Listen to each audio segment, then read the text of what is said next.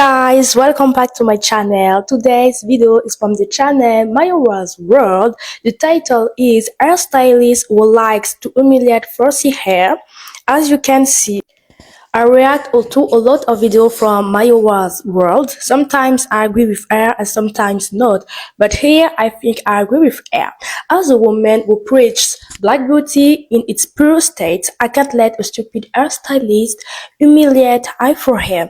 Excuse me, but when you look like a man, and excuse me again, when you have a jawline as imposing as the Chad man, as a woman, I think you should shut your mouth. And excuse me, but when I saw her for the first time, I thought she was a man of strength. Just look at her jawline and listen to her voice. She doesn't have feminine virtue or a feminine voice.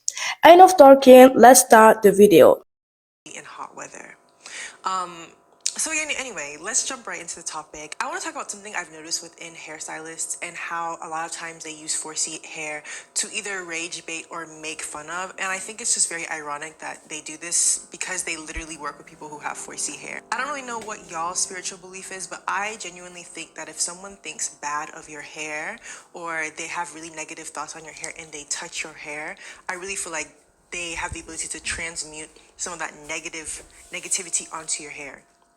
And even if you don't believe in that in a spiritual sense, a lot of times you can see it with the roughness that they have with the hair, how they handle the hair, how they touch it, because they genuinely in their mind think that 4C hair is very rough and very rugged. So for those who don't know, texturism is a discrimination of kinky hair type. I completely agree with her. As a girl with an afro, I will never let a texturist touch my hair. First, I hate when someone touches my hair without my permission, but if that person is a texturist, I would literally cut their hands.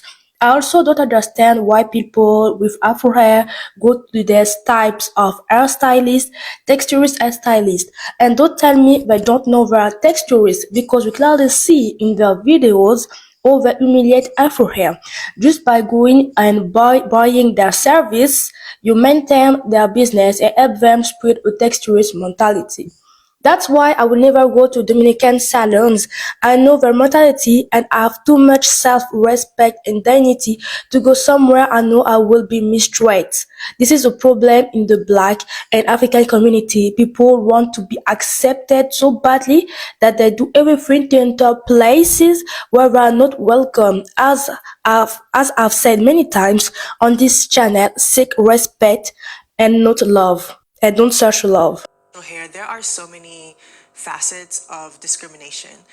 We have it systemically, understanding that, the straighter your hair is, the looser your hair is, the more likable people find it to be.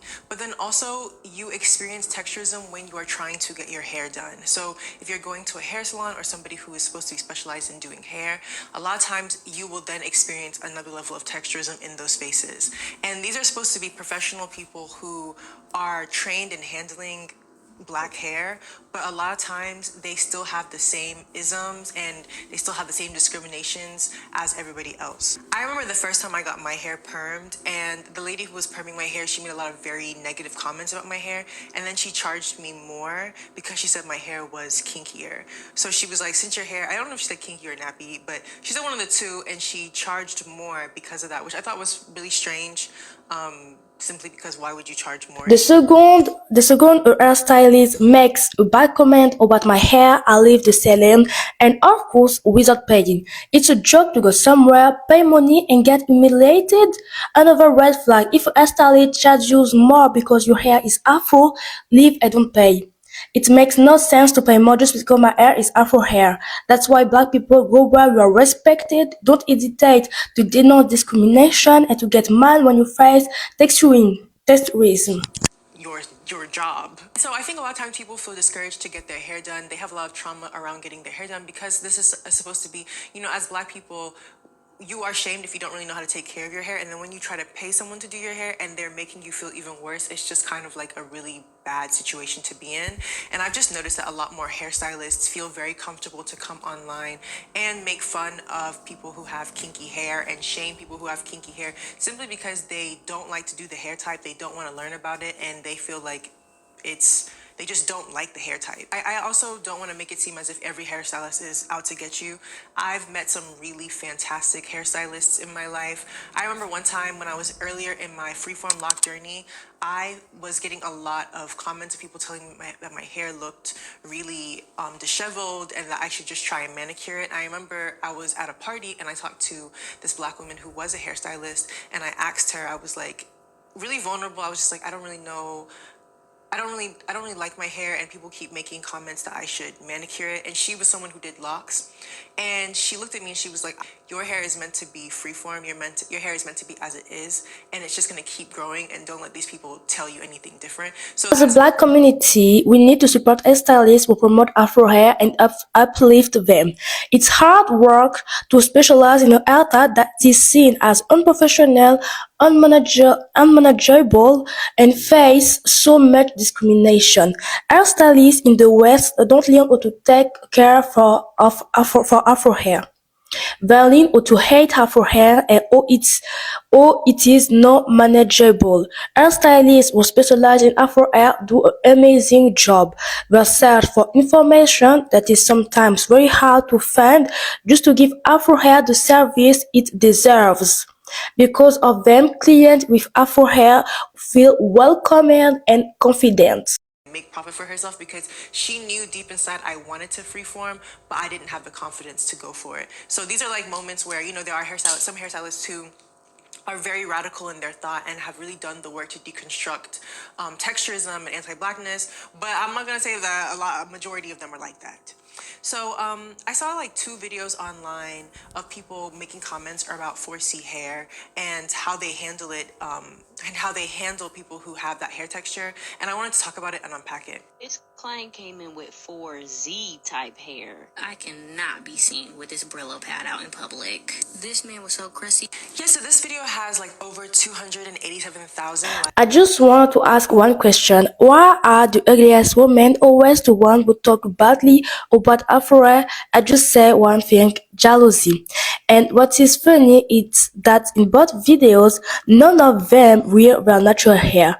Maybe they're bald. I don't know. It's just her making fun of a client who has 4C hair and just essentially using it as a joke. Just this idea that 4C hair is rough. And I find it to be really ironic, because if you have actually ever touched 4C hair, or 4C hair, 4C hair is one of the softest hair textures. Like, that's the part that gets me, is like, literally, if you add water to that hair and you touch the hair, it is very fluffy feeling. Like, my hair is very soft, it's very fluffy feeling.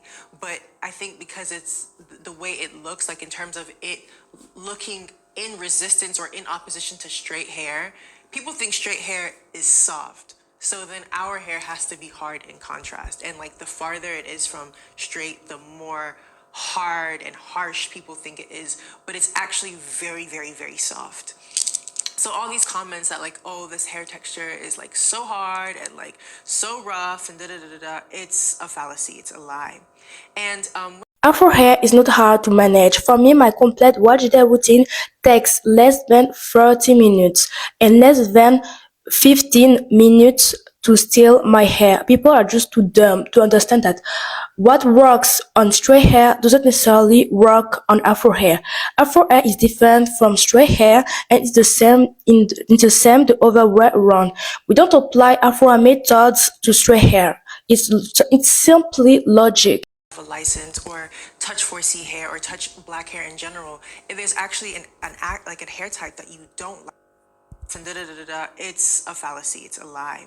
And when it comes to this girl's videos, how are you allowed to have a license or touch 4C hair or touch black hair in general if there's actually an act like a hair type that you don't like and that you find like comical, and just like the contentification of like doing hair and how it's just been used as a new way to humiliate people and make fun of people's hair texture, and just like it's acceptable, and like it has so many views because people really enjoy those kind of jokes. And then the plot thickened when I realized announced that this person who she was making fun of, this guy, is actually her boyfriend. This client came in looking like he rolled his head around in some chicken flour. But I do love some chicken, so I had to get me a quick little taste. And so in my mind, I'm like, that's even weirder. Like, this is how y'all play with your partners. Like, you find it funny to make fun of their hair texture. Like, and I just know part of me, some people were like, Oh la la. Fetishization. Some women in the black community, especially light-skinned or mixed women, look like dark-skinned girls because of colors. It's the same for light-skinned boy or mixed boy.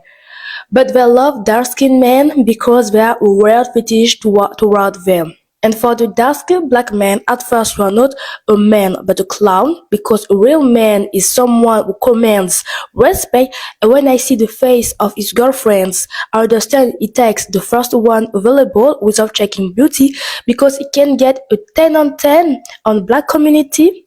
And the majority of 10 on 10 are dark-skinned girls. Sorry, but not sorry. His girlfriend is also a clown, criticizing Afro while having damaged hair. It's really funny. I understand why she's jealous. Just look at her hair compared to Afro hair. texture, if the joke is your complexion, if the joke is where you're from, like, I'm sorry, those are not jokes. And also, if we were to flip it, like, if you were to date a white person, like a white guy, and that white guy, whenever he's joking, he, like, makes fun of you for being black. What would you say about that person for doing that? Like, you would literally say, oh, that black person has low racial self-esteem to be with somebody who is white and makes fun of them for being black. But when you're black and you're with somebody who's making fun of you, when you're black and in a relationship with somebody else who's black, or you're in a relationship with somebody who's mixed race and they're making fun of you for having kinky hair or for your complexion, that's okay? Neither of them are okay. Then I started to realize, like, there's like a trend of like hairstylists dating people who they don't like the hair texture of, and constantly being, or having clients who taking on clients who they don't really want to do the hair of. Like, and what's the point of doing this hair type and making fun of them? And then another video that I saw that also kind of had a similar. Even if this person is black, don't let them joke about your skin color, your features, or your Afro hair. It's not funny. This hairstylist takes clients with Afro hair, even though they are texturists, for one reason: money. They don't like Afro hair, but they like Had a the money. similar undertone to me was there's this hairstylist called Cliff Vermeer, and he's known for doing frontals and lace fronts and wig installations and blowouts and stuff like this. And he's been getting a lot of traction online because he's very good at installing frontals. And I saw a video where he was doing the hair of his boyfriend, and I'll play the clip. Up, y'all. Come with me as I do a two-strand twist on my man using the Bratz Collection by Kaleidoscope. So right here, I'm using the So Slick braid gel, okay? Now, if you had to guess, like, what type of hair texture would you say he has? Shit, I'll tell y'all. He got 4C hair. Like the type of hair that give you hangnails and shit.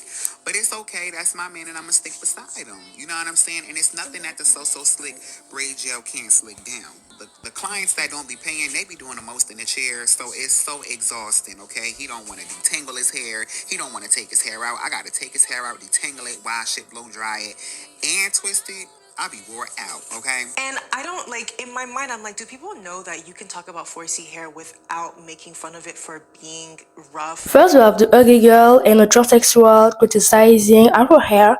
My god, TikTok is full of jokes.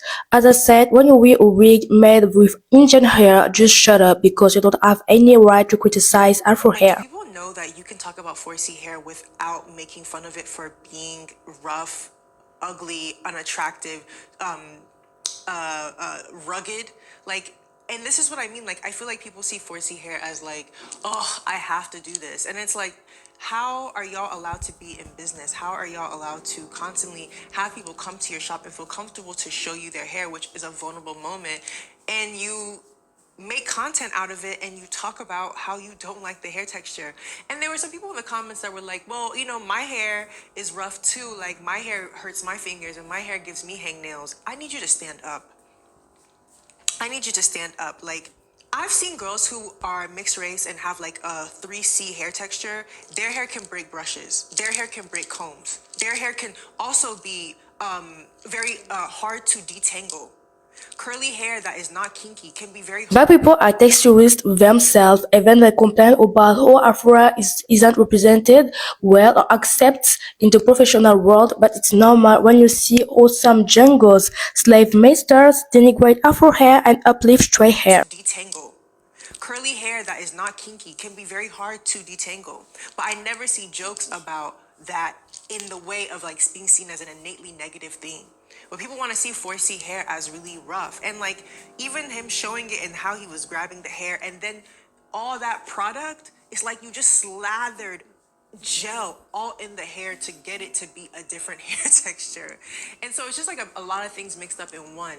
It's like the dislike of the hair, the disregard of the hair as a beautiful hair type.